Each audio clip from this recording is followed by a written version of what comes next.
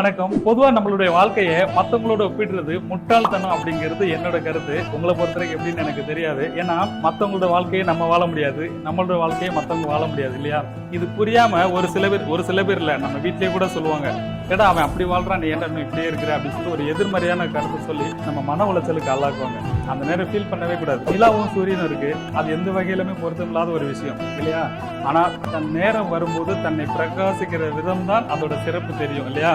அது மாதிரி ஏற்றத்தாழ்வு, வெற்றி தோல்வி எல்லாமே மாறி மாறி வந்துகிட்டே இருக்கும். அதுதான் வாழ்க்கை.